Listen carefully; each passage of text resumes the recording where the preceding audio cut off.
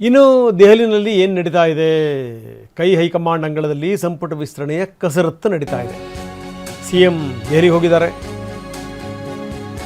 CM ಮತ್ತು ಮಾಜಿ CM Siddaramaiah, DK Shivakumar ಮತ್ತು ಸಿದ್ದರಾಮಯ್ಯ ಇಬ್ಬರೂ ಕೂಡ ದೆಹಲಿಗೆ ಹೋಗಿರೋದು.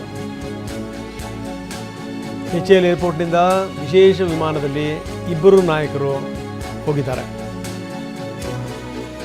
ವರಿಷ್ಠರ ಜೊತೆಗೆ ಇವತ್ತು ಮಧ್ಯಾಹ್ನ ಸಭೆ ಇದೆ. 3-4 ಪಟ್ಟಿಗಳಿವೆ. ಆ 3-4 ಪಟ್ಟಿಗಳಲ್ಲಿ ಯಾವುದನ್ನು ಪರಿಗಣಿಸಬೇಕು ಅದೇ ಒಂದು ದೊಡ್ಡ ಸಂಗತಿಯಾಗಿದೆ. Hotel Management with AI. Join IIHM, International Institute of Hotel Management. ಈಗಲೇ ಯಾವುದೂ ನಿರ್ಧಾರಕ್ಕೆ ಬರೋದು ಬೇಡ, ಇರಿ ಅಂತ ರಾಹುಲ್ ಗಾಂಧಿ ಅವರು ಹೇಳಿದ್ರಂತೆ. ನೋಡಬೇಕು, ಇವತ್ತು 1 ಗಂಟೆಗೆ AICC ಅಧ್ಯಕ್ಷ ಖರ್ಗೆ ನಿವಾಸದಲ್ಲಿ ಏನು ಸಭೆ ಆಗುತ್ತೆ, ಒಂದು ನಿರ್ಧಾರಕ್ಕೆ ಬರಬಹುದು. ಅದಕ್ಕಿಂತ ಮೊದಲು DK ಹರಿಪ್ರಸಾದ್, ಸಿದ್ದರಾಮಯ್ಯ ಅವರ ಜೊತೆಗೆ ವರಿಷ್ಠರು ಚರ್ಚೆ ಮಾಡ್ತಾರೆ. ರಾಹುಲ್ ಗಾಂಧಿಯವರ ಒಲವು ನಿಲುವು ಯುವಕರ ಕಡೆಗೆ, ಪಕ್ಷನಿಷ್ಠರ ಪರವಾಗಿರೋದು. ಯಾವುದೇ ಕಾರಣಕ್ಕೂ ಹಿರಿಯರನ್ನ ಕಡೆಗಣಿಸಬೇಡಿ ಅಂತ ರಾಜ್ಯ ನಾಯಕರು ಹೇಳ್ತಾ ಇದ್ದಾರೆ.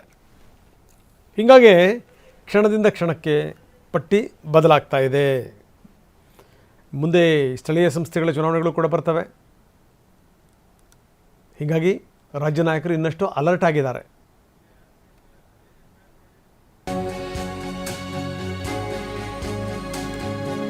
ಇನ್ನು ಯಾರ್ಯಾರು ಯಾವ್ಯಾವ ರೀತಿ ಪ್ರಯತ್ನ ಪಡಬೇಕು ಅದೆಲ್ಲ ಎಫರ್ಟ್ಗಳನ್ನು ಕೂಡ ಹಾಕ್ತಾ ಇದ್ದಾರೆ. ಬಹಳಷ್ಟು ಜನ ದೆಹಲಿಗೆ ಹೋಗಿದ್ದಾರೆ, ದೆಹಲಿನಲ್ಲೇ ಇದ್ದಾರೆ. ಬಸವರಾಜ ರೆಡ್ಡಿ, HK ಪಾಟೀಲ್, ತಿಮ್ಮಾಪುರ್, ವಿಜಯಾನಂದ ಕಾಶಪ್ಪನವರ್, ಸಲೀಂ, MY ಪಾಟೀಲ್, ನರೇಂದ್ರ ಸ್ವಾಮಿ, ಸುಧಾಮ್ ದಾಸ್ ಎಲ್ಲರೂ ಕೂಡ ದೆಹಲಿಯಲ್ಲೇ ಇದ್ದಾರೆ.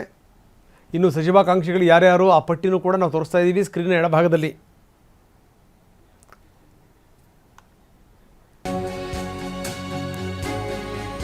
ಇನ್ನು ಮುನಿಯಪ್ಪ CM DK ಅವರನ್ನ ಭೇಟಿ ಮಾಡಿದ್ದಾರೆ. ದೆಹಲಿಗೆ ಹೋಗೋದಕ್ಕಿಂತ ಮೊದಲು ಮುನಿಯಪ್ಪ ಭೇಟಿ ಮಾಡಿದರು. ಸ್ವಲ್ಪ ಹೊತ್ತು ಮಾತುಕತೆಯನ್ನು ಕೂಡ ಮಾಡಿದ್ರು.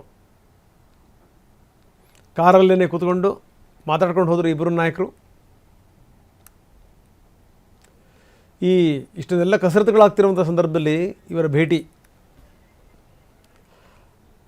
ಬನ್ನಿ, ನಮ್ಮ ಪ್ರತಿನಿಧಿ ಪ್ರಸನ್ನ ನಮ್ಮೊಂದಿಗೆ ಈಗ ನೇರ ಸಂಪರ್ಕದಲ್ಲಿದ್ದಾರೆ. ಪ್ರಸನ್ನ, ಒಂದು ದೊಡ್ಡ ತಲೆಬಿಸಿ ಆಗಿರುವಂಥದ್ದು ಏನು ಅಂದರೆ ಯಾವ ಪಟ್ಟಿನ ಕನ್ಸಿಡರ್ ಮಾಡಬೇಕು? ಯಾಕಂದರೆ ಒಬ್ಬೊಬ್ಬರದ್ದು ಒಂದೊಂದು ಪಟ್ಟಿ. KPCC ಅಧ್ಯಕ್ಷರದ್ದು ಒಂದು ಪಟ್ಟಿ, ಮುಖ್ಯಮಂತ್ರಿಗಳದ್ದು ಒಂದು ಪಟ್ಟಿ, ಜೊತೆಗೆ ಮಾಜಿ ಮುಖ್ಯಮಂತ್ರಿಗಳು ಸಿದ್ದರಾಮಯ್ಯರದ್ದು ಇನ್ನೊಂದು ಪಟ್ಟಿ, ಜೊತೆಗೆ ಕೇಂದ್ರ ನಾಯಕರದ್ದು ಮತ್ತೊಂದು ಪಟ್ಟಿ, ಜೊತೆಗೆ ಏನು ಅಂದರೆ ರಾಹುಲ್ ಗಾಂಧಿಯವರದ್ದೇ ಇನ್ನೊಂದು ಪಟ್ಟಿ ಇರುವಂಥದ್ದು.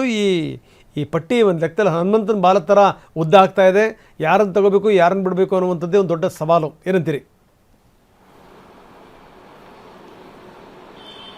ಹೌದು ರಂಗನಾಥ್, ಸಂಪುಟ ವಿಸ್ತರಣೆಗೆ ಒಂದು ಅರ್ಥದಲ್ಲಿ ಇದು ಗ್ರಹಣ ಹಿಡಿದಂತ ಲೆಕ್ಕ. ಸೂರ್ಯಗ್ರಹಣ, ಚಂದ್ರಗ್ರಹಣ ಆದ್ರೆ ಯಾವಾಗ ಬಿಡುತ್ತೆ ಅನ್ನೋದಕ್ಕೆ ಒಂದು ಮುಕ್ತಿ ಸಮಯ ಅಂತ ಇರುತ್ತೆ. ಆದ್ರೆ ಈ ಸಂಪುಟ ವಿಸ್ತರಣೆಗೆ ಹಿಡಿದುಕೊಂಡಿರುವಂತಹ ಗ್ರಹಣಕ್ಕೆ ಯಾವಾಗ ಮುಕ್ತಿ ಅನ್ನುವಂಥದಕ್ಕೆ ಉತ್ತರ ಸಿಗ್ತಾ ಇಲ್ಲ. ಎಲ್ಲರೂ ಕೂಡ ದೆಹಲಿಗೆ ಹೋಗ್ತಿದ್ದಾರೆ. ದೆಹಲಿಯಲ್ಲಿ ಚರ್ಚೆಗಳು ನಡೀತಾ ಇದಾವೆ. ಎಷ್ಟು ಜನ ಸಭೆಯಲ್ಲಿ ಭಾಗಿಯಾಗ್ತಿದಾರೋ ಅಷ್ಟು ಪಟ್ಟಿಗಳು ರೆಡಿ ಆಗ್ತಿದಾವೆ. ಆದ್ರೆ ಆ ಪಟ್ಟಿಗಳಿಗೆ ಒಗ್ಗಟ್ಟಾಗಿ ಒಂದು ಸಂಪೂರ್ಣವಾದಂತಹ ಅರ್ಥವನ್ನು ಕೊಡುವಂತಹ ಕೆಲಸವನ್ನ ಯಾವ ನಾಯಕರು ಕೂಡ ಮಾಡೋದಕ್ಕೆ ಸಾಧ್ಯವಾಗ್ತಾ ಇಲ್ಲ. ರಾಹುಲ್ ಗಾಂಧಿ ಅವರ ಲೆಕ್ಕಾಚಾರಗಳು ಬೇರೆ ಇದಾವೆ, ಮಲ್ಲಿಕಾರ್ಜುನ್ ಖರ್ಗೆ ಅವರ ಆಲೋಚನೆಗಳು ಬೇರೆ ಇದಾವೆ, DK ಶಿವಕುಮಾರ್ ಅವರ ಲೆಕ್ಕಾಚಾರ, ಸಿದ್ದರಾಮಯ್ಯನವರ ಆಲೋಚನೆ ಇದೆಲ್ಲವೂ ಕೂಡ ಬೇರೆ ಬೇರೆ ಆದಂತೆ ಕಾಣಿಸ್ತಾ ಇದೆ. ಇದೇ ಕಾರಣಕ್ಕೋಸ್ಕರ ಇವರ ಹೆಸರುಗಳಿಗೆ ಅವರು ಒಪ್ತಾ ಇಲ್ಲ, ಅವರ ಹೆಸರುಗಳಿಗೆ ಇವರು ಒಪ್ತಾ ಇಲ್ಲ. ಸಿದ್ದರಾಮಯ್ಯನವರು ಕೂಡ ಕೊಟ್ಟಂತಹ ಪಟ್ಟಿಯಲ್ಲಿ ಯುವಕರಿಗೆ ಹೆಚ್ಚಿನ ಆದ್ಯತೆಯನ್ನು ಕೊಡಿ ಎನ್ನುವಂತಹ ಸೂಚನೆಯನ್ನ ರಾಹುಲ್ ಗಾಂಧಿ ಅವರು ಕೊಟ್ಟಿದ್ರು. DK ಶಿವಕುಮಾರ್ ಅವರಿಗೂ ಕೂಡ ಅದೇ ಸೂಚನೆ ಸಿಕ್ಕಿತ್ತು.